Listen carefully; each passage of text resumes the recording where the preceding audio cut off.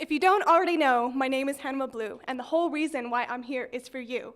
And now it's my turn to ask you, why are you here? For a party? Well, I'm sorry, there's no strippers or beer. What this is right here is something that'll knock you to the floor. And if you feel like you can handle it, then you can walk back out that door. But if you feel brave enough, then just remain where you sit, because I can assure you that once I get started, you won't be able to handle it.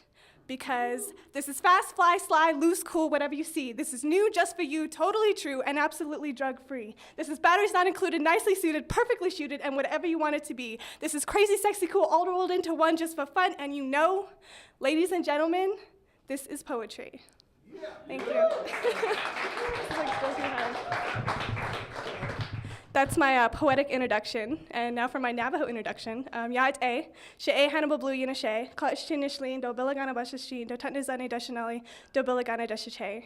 My name is Hannabah, and I am Navajo from New Mexico, Diné from New Mexico.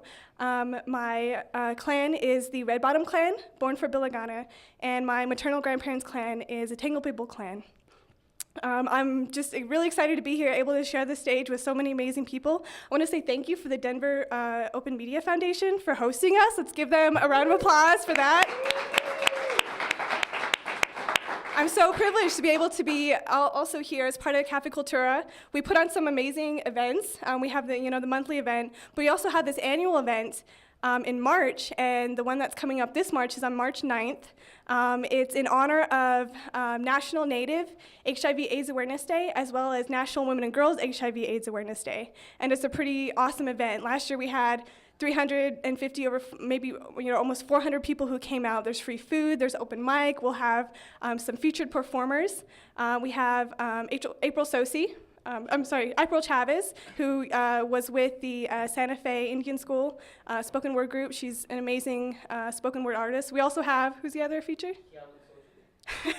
I'm going to have Otto say that one later. But also this amazing, is it a hip hop group, right? Or MC. Yeah, so we just have some amazing stuff going on in March. You all should try to come out for it. It'll be really, really awesome.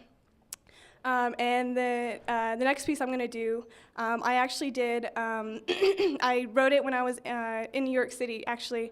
I grew up in New Mexico, but I went to school in New York. And if you've been to either of those places, you know that they are like entirely different from each other. And when I went to New York, it was just such a shock about how different it was and how it made me feel being there. Because people didn't understand me there, and I didn't understand the people there. So this is called This City. It's lonely in the city tonight. I pound these streets every day, and at every corner, there's a woman trying to feed her daughter begging corners, passing on the train, a man caught in the rain. Not just now, but every day he's feeling the pain, never feeling the sunshine on his back in the city of dreams, the city of schemes, the city of broken smiles. The pain goes on for miles. You got the richest of the rich, but the poorest of the poor are still knocking at her door, asking for a penny spared. It's like no one's ever cared. I can't imagine not having my family. I know they'll always be there for me, but I'm away across the states. I can put on a happy face. I can pass people on the sidewalk and even stop and talk, and still live in a world of anonymity, and the grime, and the grit, and the pity. You can live in the biggest city, walk around trying to be pretty, and still feel alone, like this place could never be called home.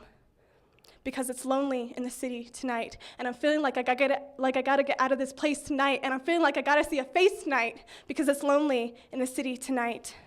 So all we gotta do is try, keep pounding these streets and get by, always on the watch for the liars' lies. The buildings look up like fireflies, the hopes of the feeling of free, the comfort of money raise the towers into the sky. So we pray to the moon and stars, and all we gotta do is try and keep our heads held up high. Thank you. All right, who's having a good night? Let's hear it. All right, I hope everyone at home is also having a wonderful night. I want to give you a little bit more information about the event that we're going to have in March. It's called Rise Up. Rise Up! Woo-woo! It's going to be at the Denver Indian Center, and we hope that everyone here, as well as everyone at home, can make it out to that. It's going to be awesome. Starts around 6:30, yeah, so it'll be pretty good. All right, so I'm going to read another piece. And so I said that, I grew up in New Mexico, but I went to school in New York. And, when I went to New York, I kind of, everything is just kind of like different there, and people just don't really know what natives are. But if they do, then it's just basically, the stuff that you can buy at Urban Outfitters and stuff like that. It's kind of bad. But this piece is called It's Trendy to Be Indian, because there's kind of this wave that's kind of going on that just kind of has like a theme that I've been seeing, at least recently. So without further ado. Come and see the new fall fashions, the sleek new designer patterns, inspired by the hipster, edgy, earthy traditions of the Indians. Native inspiration is popping up at the clothing corner and merchandise store near you. We have Iroquois tunics and Blackfeet t-shirts, Seminole feather earrings, and cuff bracelets. Now be sure to browse our Columbus Day sales, where you can find the best deals on the featured item for the masses, Navajo underwear, flasks, and snakeskin purses. Made in China but taken straight from the reservations, these items are sure to draw stares of jealousy and some of frustration. Getting hungry for some Savage's food? The Fry Bread Incorporated stand and mobile truck will drive up to your block selling $5 per piece of authentic and traditional Indian fried bread, made by the oppressors who gave us the ingredients of obesity, diabetes, and premature death. Having an event, a birthday party, or a wedding? Add a Native American theme with a fantasy ending. Cowboys and Indians with a shootout show. Lead the charge using the code name Geronimo. New Age practices are available at novelty shops. Play the Sweat Lodge card game. Find your spirit animal or your pet rock. Explore which spiritual way you can buy so you too can be trendy. New Age ideas are not new, nor are they novelties. They are a way of life that have existed for centuries. All along, we have been saying, be good to her. Now Mother Earth is hurting, and you are hearing people blaming her. Disregard her pain and build the tar sands. Dam the river on the indigenous Brazilian lands. The new fall trend is being Indian. Well, I have a question or two. Is it trendy to have your most sacred items depicted and replicated at discount stores, deprived of their meanings, and sold for a measly profit on street corners? Is it trendy to experience racism every day by the means of the words that others say? Indian summer, Indian giver, drive your Jeep Grand Cherokee down to the Squaw River. Is it trendy to be tired every day and to be poor? To have to start your res car with a quarter?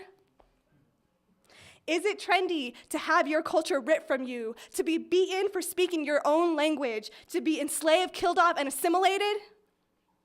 Isn't that the exact opposite of being trendy?